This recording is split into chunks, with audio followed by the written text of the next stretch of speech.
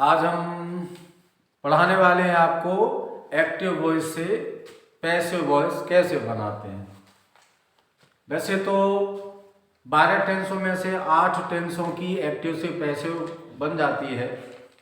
अब उसमें अगर हम बात करें कि अफर्मेटिव का रूल, फिर नेगेटिव का और फर्स्ट इंटरोगेटिव का, सेकेंड इंटरोगेटिव का, तो ये 800 को 32 करीब 32 रूल्स हो जाते हैं।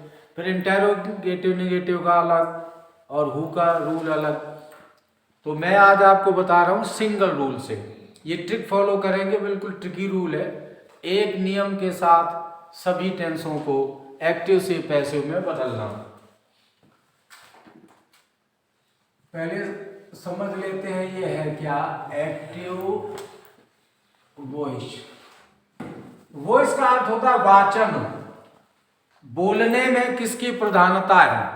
अंग्रेजी के सेंटेंसेस में जब सब्जेक्ट मैन होता है तो वो सेंटेंस एक्टिव वॉइस में होता है, और जब सब्जेक्ट मैन नहीं होता, ऑब्जेक्ट मैन होता है, तब पैसिव वॉइस होती है। तो एक्टिव वॉइस, इसमें सब्जेक्ट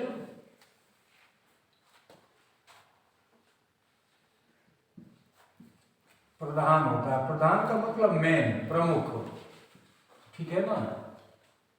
और पैसिव वॉइस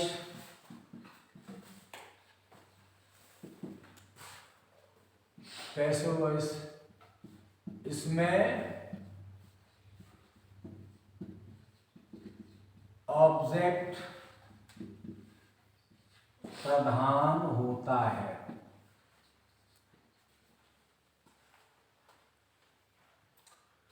जब हम एक्टिव को पैसिव में कन्वर्ट करते हैं तो एक्टिव वॉइस और ये पैसिव वॉइस। यहां देखते हैं सब्जेक्ट है हमारा, फिर वर्ब होता है, फिर ऑब्जेक्ट। अब इसमें क्या होता है, जब हम पैसिव बनाते हैं तो बिल्कुल कैची हो जाता है। ऑब्जेक्ट चला आएगा इधर, ठीक है ना, सब्जेक्ट जाएगा इधर और वर्ब की ही जगह रहती है। ऑब्जेक्ट आगे, सब्जेक्ट पीछे, वर्ब की जगह। ये एक जनरल इंडिकेशन हम कह सकते हैं कि एक्टिव से जब हम पैसिव बनाते हैं उसके लिए। इसके अलावा हमें एक प्रोनाउन में जो केसेस का डिफरेंस होता है वो और नोट करना पड़ेगा। Nominative case will be converted into objective case. कर्ता कारक को कर्म कारक में बदलते हैं, तो उसकी एक टेबल बना लेते हैं। एक टेबल बना लेते हैं कि नॉमिनेटिव केस को ऑब्जेक्टिव केस में कैसे कन्वर्ट करते हैं।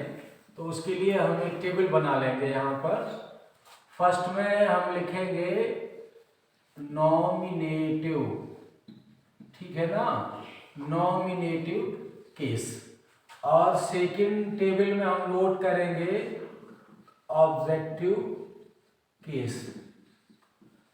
ये आज का जो हमारा टॉपिक है, ये हाई स्कूल इंटर के जो बोर्ड स्टूडेंट्स हैं उनके लिए बड़ा यूजफुल रहेगा। इसको नॉमिनेटिव केस को हिंदी में क्या कहते हैं, कर्ता कारक, ठीक है ना, और इसको कहते हैं कर्म कारक। तो हमारे जो भी पर्सनल प्रोनाउन है उनमें ये चेंजिंग होती है। तो एक लिस्ट बना लेते हैं किस प्रकार से। आई का मी हो जाता है और वी का अस, ठीक है ना। आई का मी हो जाएगा और मी आएगा तो आई हो जाता है।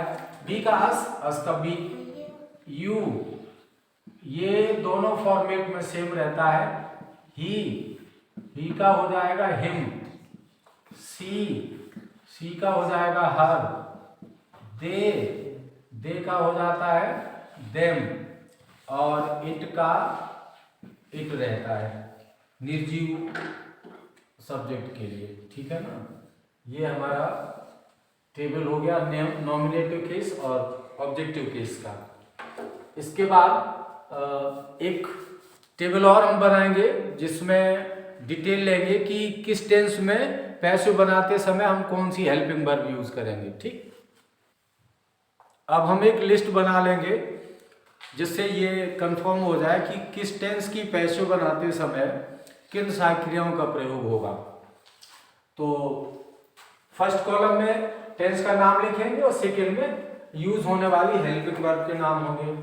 तो यहाँ पर सबसे पहले हम नोट करेंगे प्रेजेंट का इंडेफिनिट। ठीक है ना, प्रेजेंट इंडेफिनिट टेंस। इसमें पैसिव बनाते समय हेल्पिंग वर्ब यूज होंगी एक वचन के साथ इज, बहुवचन के साथ आर और आई के साथ एम। अब हम चलेंगे प्रेजेंट का कॉन्टिन्यूअस, प्रेजेंट का कॉन्टिन्यूअस टेंस। इसमें क्या होगा कि इज, आर और एम में से एक ले लेंगे, फिर प्लस के बीइंग। ठीक है, इज, आर, एम में से एक ले लिया जाएगा, उसके बाद में बीइंग और ऐड हो जाएगा उसमें। उसके बाद में present perfect, present perfect tense. इसमें क्या होगा has, comma, have plus B. मतलब या तो हैज लेंगे सिंगुलर पे, प्लूरल पे हैव लेंगे, बाद में बीन ऐड कर देंगे तो हो जाएगा हैज बीन और हैव बीन। उसके बाद में प्रेजेंट परफेक्ट कॉन्टिन्यूअस की पैसिव नहीं बनती है तो हम नोट करेंगे इसके बाद में पास्ट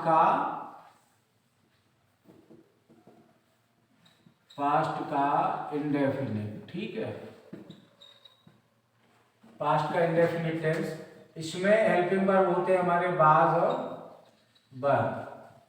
फिर हम नोट करेंगे पास्ट का कॉन्टिन्यूअस। पास्ट कॉन्टिन्यूअस में बाज बर में से हम एक ले लेंगे, बाज लेंगे या बर लेंगे और प्लस वही प्रेजेंट की तरह यहां भी बीइंग लग जाएगा। फिर पास्ट का परफेक्ट। ठीक है ना, तो पास्ट के परफेक्ट में हमारी हेल्पिंग वर्ब जाएगी हैड बीन। फ्यूचर में बेटा केवल दो की पैसिव बनती है, फ्यूचर इंडेफिनिट टेंस। तो इसमें हम क्या करेंगे, आई और बी के साथ शेल लगाएंगे, से सब्जेक्ट के साथ बी लगाएंगे और प्लस में बी लगाएंगे, बी। फिर फ्यूचर कॉन्टिन्यूअस की नहीं बनती, परफेक्ट की बनती है। तो फ्यूचर परफेक्ट में हम नोट करेंगे shall, comma, will plus have been. अभी जब हम एक्टिव वॉइस के सेंटेंस को पैसिव वॉइस में कन्वर्ट करेंगे तो उस समय हमारी जो हेल्पिंग वर्ब हम यूज करेंगे वो इसी लिस्ट के अकॉर्डिंग उसमें अप्लाई की जाएगी। जिस हिसाब से मैंने ये पहले से नोट कर दिया है इसी हिसाब से आपको लगाना है, अभी मैं बताऊंगा।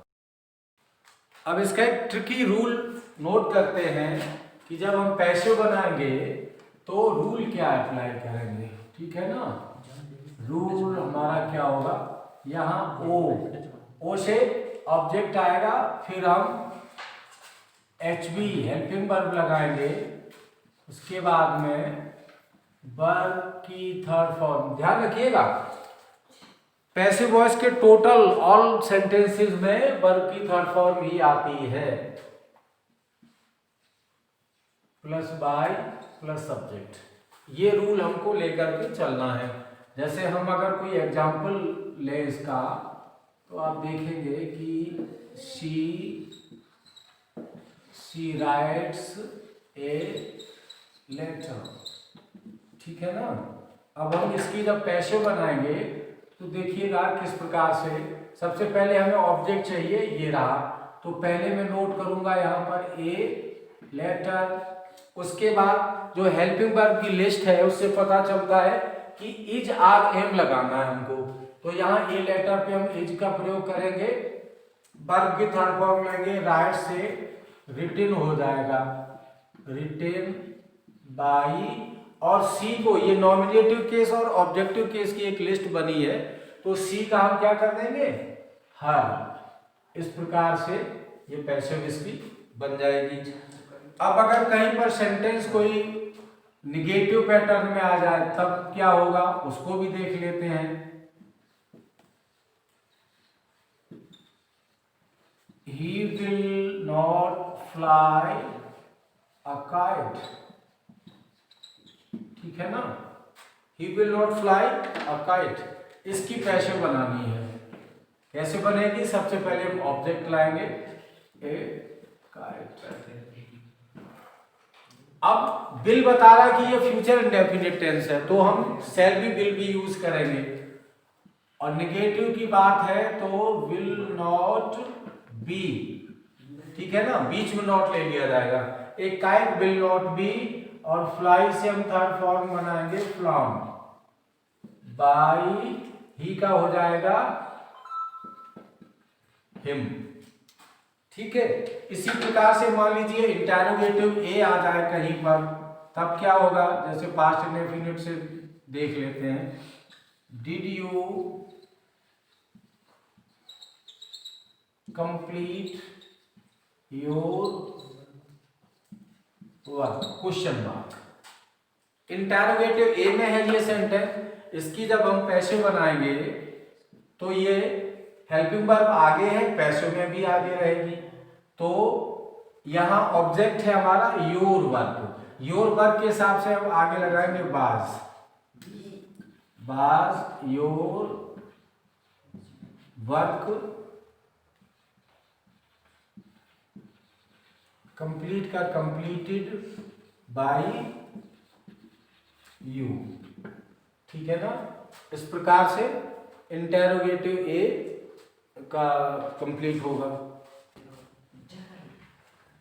इसके बाद हम देखते हैं इंटरोगेटिव बी, बी का भी एक एग्जांपल ले लेते हैं। मान लीजिए why have they, why have they finished it, ठीक है ना। ये आप देख रहे हो कि ये इंटरोगेटिव बी है, WS से स्टार्ट कर रहा है, तो इसको हम y की जगह y बना रहेगा, हैज हो जाएगा, फिर हम लेंगे ऑब्जेक्ट हमारा इट, y हैज इट, फिर लेंगे बीन, वर्ब का थर्ड फॉर्म लेंगे फिनिश्ड, बाई लगा देंगे और दे का कर देंगे देम, ठीक है ना, दे का देम कर देंगे। तो इस प्रकार से ये एक टेंस का एक एग्जाम्पल है, ऐसे और भी सेंटेंस बनाए जा सकते हैं। अब हम देखते हैं कि हु का सेंटेंस अगर आ जाए तो उसको किस प्रकार से बनाएंगे। हु स्टोल योर पेन, मान लीजिए ये सेंटेंस हो कि who stole your pen, past indefinite है। देखिए हु को सब्जेक्ट भी माना जाता है, ये क्वेश्चन भी है और सब्जेक्ट भी है। इसकी पैसिव हम दो प्रकार से बना सकते हैं। अगर हम इस ऑब्जेक्ट को आगे ले आए, योर पेन बाज स्टोलन बाई, हु का हो जाएगा हुम, क्वेश्चन मार्क लगा देंगे। दूसरा तरीका यह है कि आप स्टार्टिंग में ही बाई हुम लगा दो, बाई हुम बाज योर पेन स्टोलन, इस प्रकार से भी बना सकते हैं। तो ये एक्टिव से पैसिव वॉइस पर है हमारी पहली वीडियो, और नेक्स्ट वीडियो में मैं आपके साथ डिस्कस करूंगा इंपरेटिव सेंटेंसेस को।